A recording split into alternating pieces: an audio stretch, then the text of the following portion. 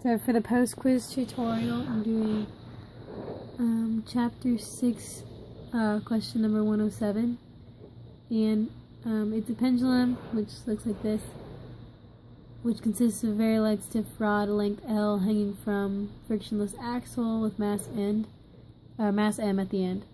So part A is calculate the gravitational potential energy as a function of the angle theta measured from the vertical.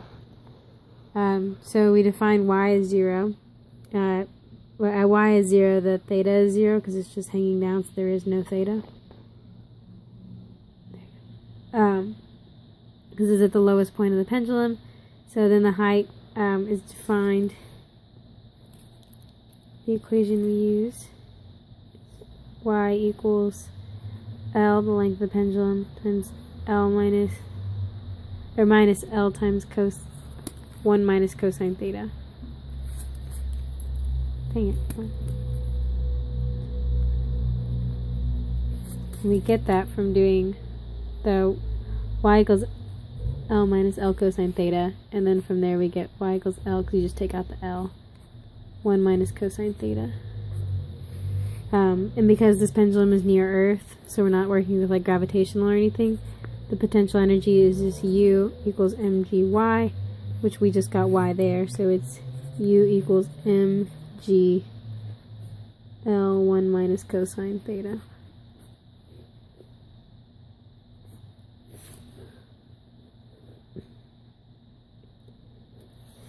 So then B is asking to sketch the potential energy as a function of the angle theta from angles negative 210 degrees to positive 210 degrees, which is sketched here. This is, I guess it goes a little past this 210 degrees. But at that highest angle, what's going to be the highest amount of potential energy?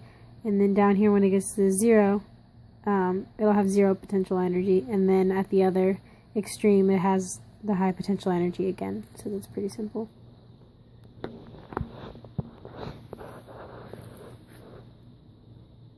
Then part C is asking it says let S, which is kind of like the stretch of a spring, but it shows a diagram there of what S is. S equals L theta, which is the arc length away from the bottom of the arc. Calculate the tangential component of the force on the mass by taking the negative gradient of the energy with respect to S.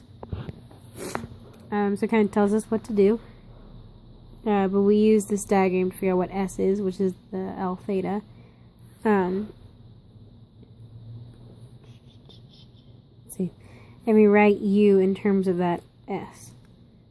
So we have U with the potential energy equals mgl, which was mgy up here. We already calculated it. Mg 1 minus cosine, but instead of theta, we do S over L, because that's how we get what theta is, because we don't actually know what theta is. So we have S over L instead.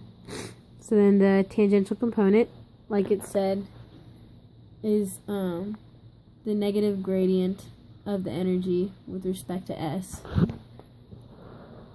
We have the potential energy is the energy they're talking about. So it's negative gradient of U over S, and we calculated U over there. So we replace U and get, that's gradient, sorry, it looks like a 2. mgl 1 minus cosine S over L. And then we continue simplifying.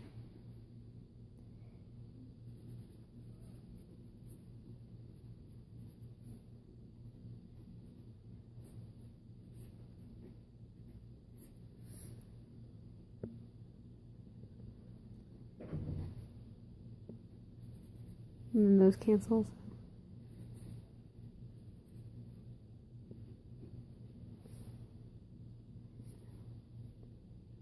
Which we just plug in theta.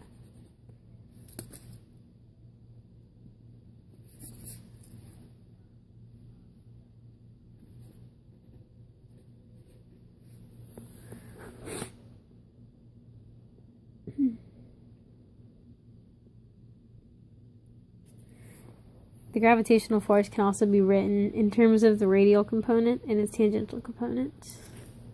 But that's how we did it.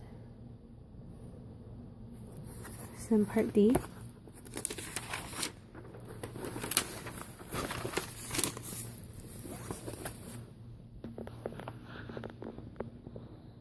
Suppose that you hit the stationary hanging mass so it has an initial speed v.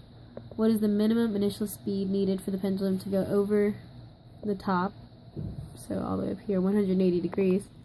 On your sketch of the potential energy, part B, draw and label energy levels for the case in which the initial speed is less than, equal to, or greater than the critical initial speed.